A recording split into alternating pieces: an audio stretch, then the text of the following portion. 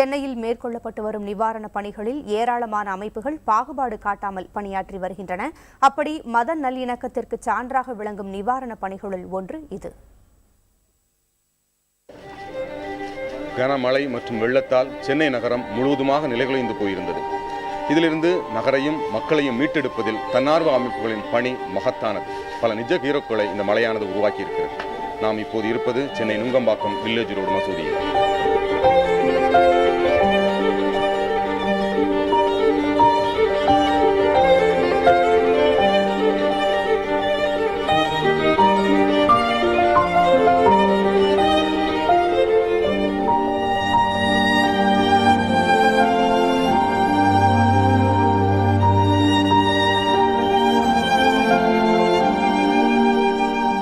Daily நாங்கள் இங்கேருந்து அரிசி, பருப்பு, எண்ணெய், கோதுமை, வீட்டுக்கு உபயோகப்படுத்தக்கூடிய சாமான்கள் அனைத்துமே ரிக்யர்மெண்ட் பேசிக்கில் நாங்கள் அனுப்புகிறோம். எந்தெந்த ஏரியாவில் என்னென்ன தேவைப்படுதுன்னு சொல்லி, எத்தனை தேவைப்படுதுன்னு சொல்லி அதுக்கு உண்டான இதுகளை பண்ணிக்கிட்டு இருக்கோம்.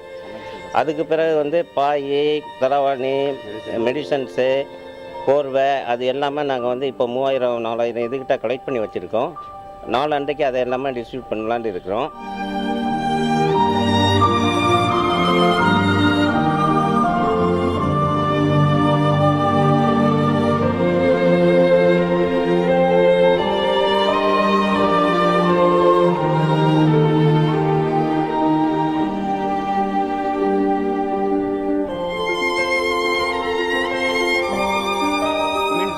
மாடர்ன் சிட்டிக்கு ரைட் சைடில் இது வரைக்கும் யாருமே அங்கே போகலை. அங்கே போகும்போது நிறைய பாதிப்பு, தண்ணி இடுப்பளவுக்கு தண்ணி இருந்துச்சு. ஃபுல்லாக நாங்கள் வண்டி கொண்டு போன உடனே மேலேருந்து பக்கெட் இது நம்ம வெளிநாடுகளில் தான் அந்த மாதிரி பார்த்துருக்கோம். பசிப்பட்டினால கொண்டாந்து கொடுத்துட்டு எல்லாத்தையும் குழந்தைங்க வச்சுட்டு குழந்தைங்களுடைய சப்தத்தை கேட்கும்போது ரொம்ப பாவமாக இருந்துச்சு. கிட்டத்தட்ட ஒரு 300-400 வீடுகளுக்கு கொடுத்த உடனே நாங்கள் ஒருத்தவங்க ஒரு அம்மா சொன்னாங்க, இது குழந்தைங்களை பால் குடிச்சு ஒரு 4 நாளாச்சு, ஏதாச்சும் பாலுக்கு ஏற்பாடு வச்சீங்க அப்படின்னு சொன்னாங்க.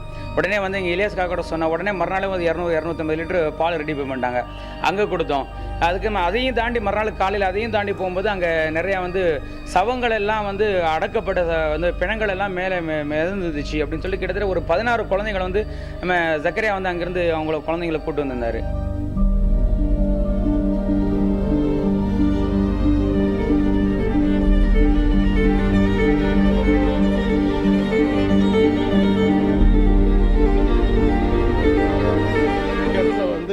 பொருட்கள் வருது, அந்த பொருளை போய் சேர்க்கறதுக்கு ஆளுங்க கிடையாது. வாங்கி மட்டும் வச்சுக்கிறாங்கன்னு சேர்க்கறதுக்கு ஆள் இல்லை. பட் இங்கே இருக்க நண்பர்கள்லாம் பாய்க்கு நண்பர்கள்லாம் கரெக்டாக எடுத்து போய் சேர்க்கறதுல கடந்த நாளெல்லாம் பார்க்குற கரெக்டாக போய் சேரனால எனக்கு முடிஞ்ச வரைக்கும் எவ்ரி டே எங்களோட டீம் எல்லாம் சேர்ந்து எங்கள் சைடில் என்னென்ன கான்ட்ரிபியூஷன் பண்ணணும் அதெல்லாம் பண்ணிகிட்டே இருப்பாங்க.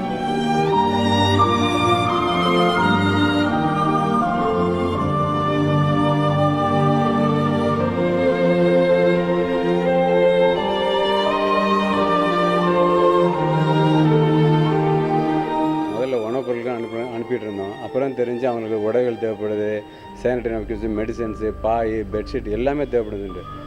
இந்த ஏரியா பர்டிகுலர் இல்லாமல் எல்லா ஏரியாவுக்கும் எல்லோரும் முக்கால்வாசி ஆளுக்கு கொடுக்குறது என்னன்னா மெயின் ரோட்லேருந்து கொடுத்துட்டு போயிடுறாங்க. இது இன்டீரியராக போய் தலையில் வச்சு இதில் உடம்புல வச்சு சுமந்து போய் கூட கொடுத்துட்ருக்குறோம். அதை இது போக வீட்டில் எல்லாருமே மனைவி, மக்கள், அவர் மனைவிகள், குழந்தைகள் எல்லாம் இன்க்ளூடிங் ஒரு 10 வயசு பிள்ளைகள் எல்லாம் சேர்ந்து ராத்திரி 12-1 மணிக்கு உட்காந்து கூட 5-6 வயசு பிள்ளைங்க எல்லாரும் சேர்ந்து ராத்திரி 12-1 மணிக்கு உட்காந்து பேக் பண்ணி கொடுத்துருந்தோம். சென்னை மழை சில நம்பிக்கை அளிக்கும் அம்சங்களை, விளைவுகளை ஏற்படுத்தி இருக்கிறது. குறிப்பாக மதம், மொழி, இனம் போன்ற பல்வேறு வேறுபாடுகளை களைந்திருக்கிறது. புதிய தலைமுறைக்காக ஒளிப்பதிவாளர் தங்கத்துறையுடன் எம். மணிகண்டன்.